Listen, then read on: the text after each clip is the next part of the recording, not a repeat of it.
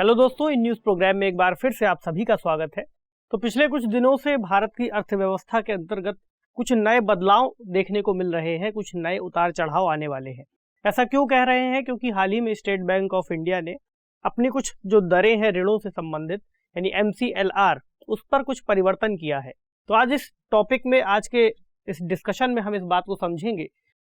जो इस तरह की दरों में परिवर्तन है, मान लीजिए MCLR में परिवर्तन है, या फिर इस तरह की जो भी शब्दावलियां अक्सर हमें अर्थव्यवस्था के अंतर्गत टर्म्स के रूप में देखने को और सुनने को मिलती हैं, तो उनके वास्तव में क्या अर्थ है, एक रिवीजन के तौर पर भी ये टॉपिक महत्वपूर्ण हो जाता है। क्योंकि परीक्षाओं में अक्सर अर्थव्यवस्था यानी इकोनॉमी के सेक्शन से ऐसी टर्म्स को भर भर के पूछा जाता है, इसलिए एक बार रिवीजन करते हुए आज इस डिस्कशन को हम समझेंगे। टॉपिक है कि बैंकों ने बढ़ाए MCLR, क्या होगा प्रभाव। तो MCLR और इसके संभावित प्रभावों को समझते हुए जो RBI की मौद्रिक नीति से संबंधित ये बातें आती हैं उनको हम देखेंगे। तो अभी न्यूज़ पर बात कर लेंगे, फिर समझेंगे कि आखिरकार MCLR क्या है, या फिर इससे संबंधित कुछ और शब्दावलियां कैसे जुड़ती हैं। तो शब्दावलियों को भी देखेंगे, जैसे कि repo rate, reverse repo rate, ये सब चीज़ें क्या हैं। तो MCLR बढ़ाने के क्या कारण रहे कि MCLR बढ़ाया जा रहा है और इसके क्या प्रभाव हो सकते हैं। एक निष्कर्ष के तौर पर देखेंगे कि उपभोक्ताओं के नज़रिए से क्या किया जा सकता है, और एक संभावित सवाल मेंस के स्तर पर भी लिखने का अभ्यास करेंगे, और एक प्रीलिम्स के लेवल पर भी एक सवाल बनाया जाएगा। तो यह जो विषय है सीधे सीधे GS पेपर 3 के अंतर्गत यानी भारतीय अर्थव्यवस्था तथा योजना संसाधनों को जुटाने, प्रगति, विकास तथा रोजगार से संबंधित विषय, और RBI की भूमिका भी इसमें जुड़ जाती है। तो न्यूज आई है, loans to be costlier as banks hike rates, SBI Axis revise MCLR upwards. तो इन्होंने SBI एक्सिस और अन्य कई बैंकों ने जो MCLR है उसको बढ़ाने की बात कही है। कौन सा बैंक कितना बढ़ा रहा है, कुछ इस आंकड़े को एक बार देखते हैं। तो जैसे स्टेट बैंक ऑफ इंडिया की हमने बात की, स्टेट बैंक ऑफ इंडिया ने 10 BPS यानी बेसिस पर पॉइंट्स के आधार पर इसमें वृद्धि की है। तो ये अब आ गया है 7.1, जो कि पहले था 7.0%। तो अब इसमें वृद्धि कितनी हुई है? 7.1। इसी तरह बैंक ऑफ बड़ौदा ने 7.35, एक्सिस बैंक ने 7.4, कोटक महिंद्रा बैंक ने 7.4। और देखिए जो बेसिस पर पॉइंट होता है, मान लीजिए हम 100 बेसिस पर पॉइंट निकाले तो ये 1% के आसपास आता है। तो 1% बराबर 100 बेसिस पॉइंट, और अगर 10 बेसिस पॉइंट की बढ़ोतरी की है तो 0.1%, इसीलिए यहाँ पर वृद्धि आपको दिखाई दे रही है। अब जरा समझें कि MCLR आखिर क्या है। MCLR जिसको कहा जाता है marginal cost of funds based lending rates, यानी कि निधियों की सीमांत लागत आधारित उधार दर, हिंदी में इसको कहते हैं निधियों की सीमांत लागत आधारित उधार दर। आसान भाषा में समझें तो ये दरअसल वह दर है जिस न्यूनतम दर पर कोई भी बैंक किसी भी तरह का मतलब ऋण आगे देना चाहता है, या जो भी ऋण लेना चाहते हैं अपने ग्राहकों को ऋण देता है, वह न्यूनतम लागत या फिर वह न्यूनतम कीमत, वह न्यूनतम फीसद जिस पर यह ऋण दिया जाएगा। ठीक, तो ये जो MCLR है इसको लागू किया गया था 1 अप्रैल 2016 से, यानी कि जो MCLR की व्यवस्था है, यह व्यवस्था लाई गई थी दरअसल BLR यानी कि बेस लेंडिंग रेट्स के अंतर्गत। तो बेस लेंडिंग रेट्स की प्रक्रिया पहले लागू थी, कंफ्यूज नहीं होना है, पहले था बेस लेंडिंग रेट्स चल रहा था, उसी तरीके से एक बार MCLR को लाया गया।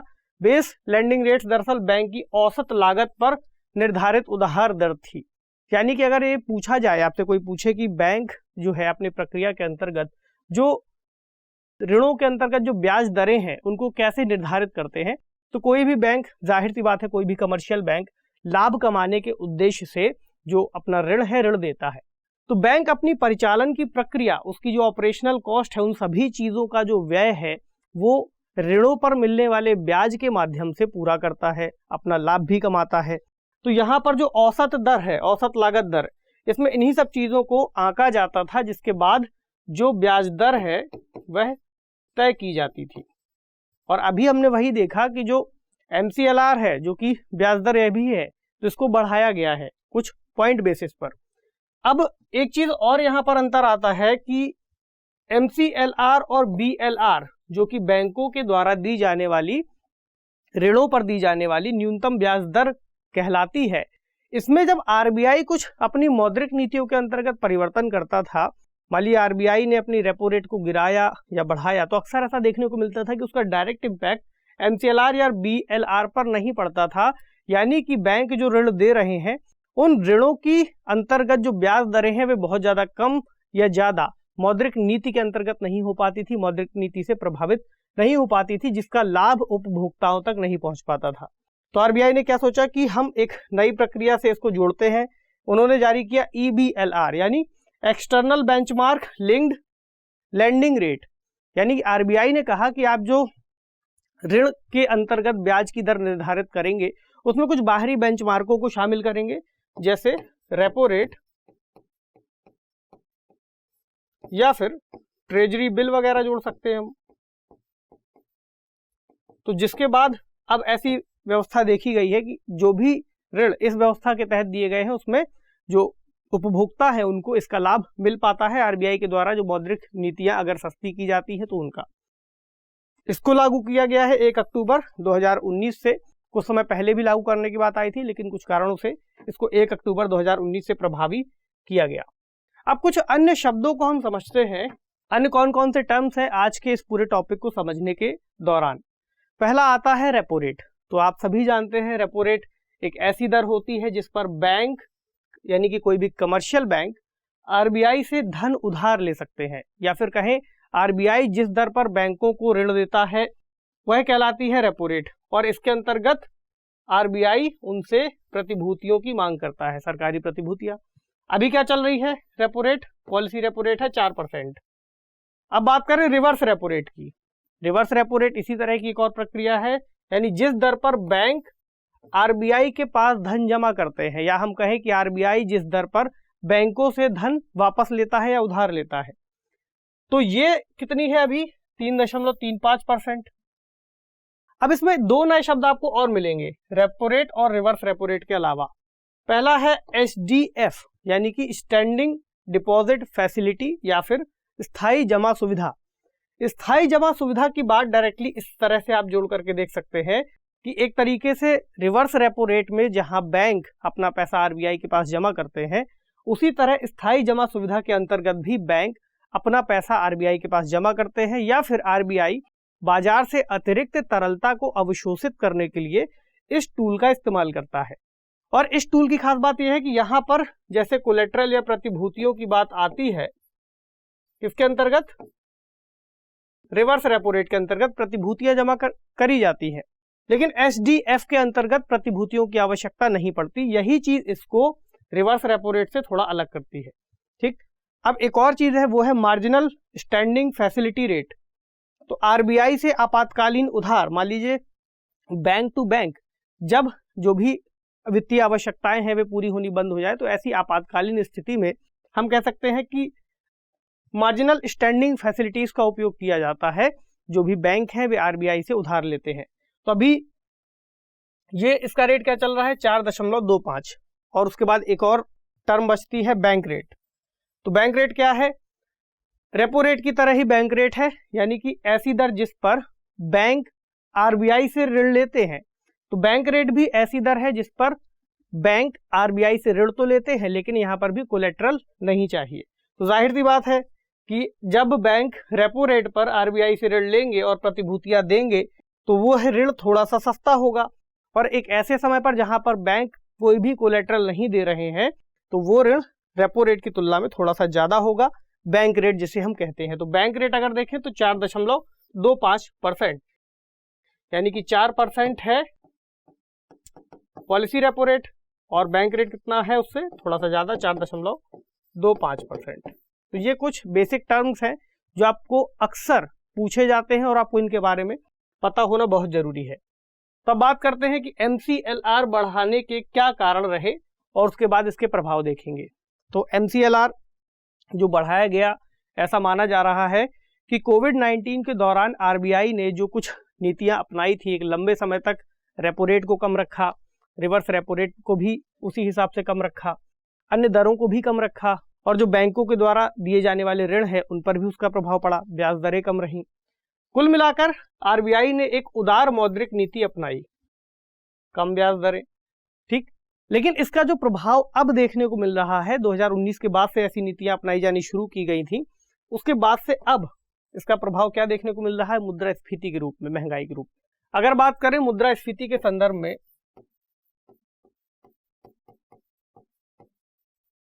मुद्रास्फीति यानी महंगाई, तो इसको दो तरह से देख सकते हैं हम, मांग जनित और दूसरी कौन सी है? आपूर्ति जनित। यानी कि साधारण भाषा में समझें तो अगर किसी अर्थव्यवस्था में किसी भी प्रोडक्ट की या किसी उत्पाद की या किसी भी चीज की डिमांड बढ़ती है तो उसकी कीमत या उसकी वैल्यू बढ़ जाती है, यह है मांग जनित। अगर किसी अर्थव्यवस्था में किसी चीज की आपूर्ति कम हो जाती है, हालांकि कुछ अपवादों को छोड़कर बात कर रहे हैं, आपूर्ति गिरने पर सामान्य स्थितियों में जो उसकी कीमत है उसमें वृद्धि होती है, यानी कि कम मात्रा में मौजूद है, रेयर होता जा रहा है, महंगा होगा। उसकी डिमांड बढ़ती जा रही है, महंगा होगा। तो उस मांग जनित जो मुद्रास्फीति है इसको नियंत्रित करने के लिए मौद्रिक नीति के उपाय अपनाए जाते हैं। ऐसा ही यहाँ पर भी किया जा रहा है और साथ ही आर्थिक विकास को बढ़ावा देना, तो इसका एक मकसद है ही आर्थिक समृद्धि को बढ़ावा देना भी।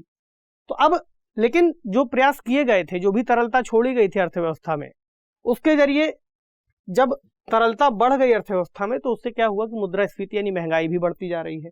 मार्च में जो खुदरा मुद्रास्फीति थी वह 6.95% और होलसेल जो इन्फ्लेशन थी वो थी 14.55%। तो अब आरबीआई के सामने ये बड़ी चुनौती है कि अब कैसे इस मुद्रास्फीति को नियंत्रित किया जाए या फिर कंट्रोल में लाया जाए।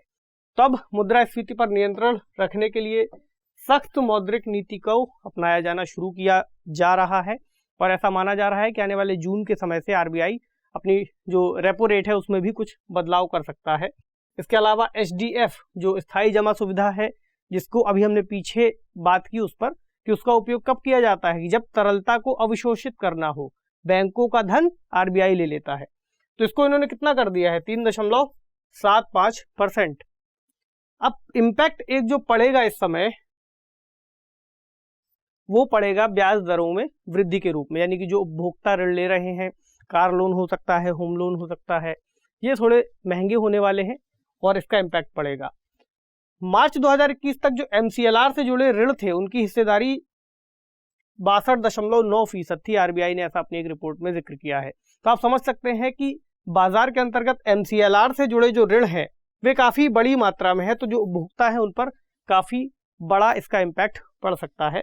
इसके अलावा एक और जो बात है, जब ऐसी बात निकल करके आ रही है कि जो ब्याज दर है वो बढ़ेगी तो जाहिर सी बात है कि बचत को भी इससे बढ़ावा मिल सकता है, लोग अपना पैसा जा करके बैंकों में जमा कर देंगे।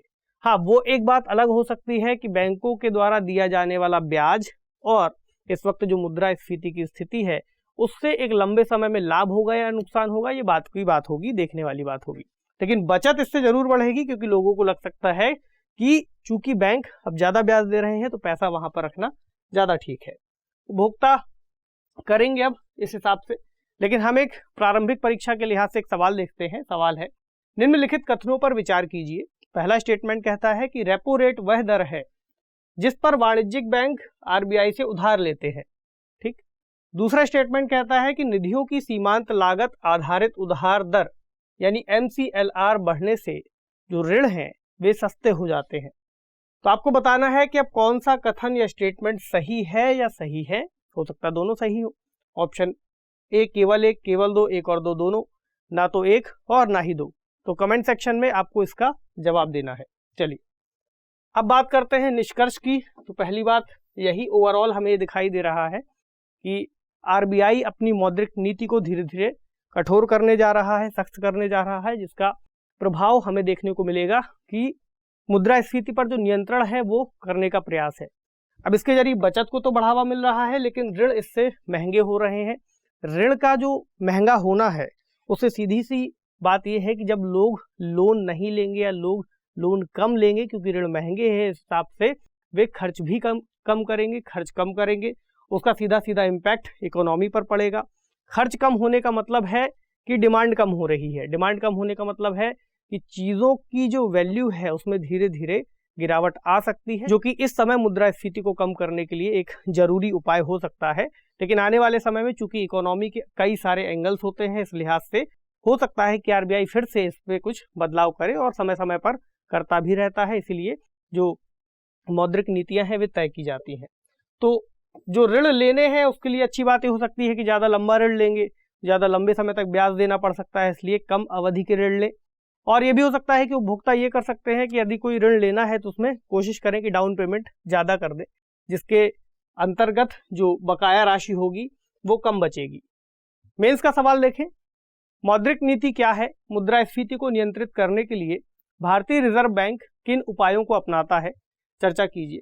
तो ये सवाल सीधे सीधे मौद्रिक नीति से जोड़ दिया है।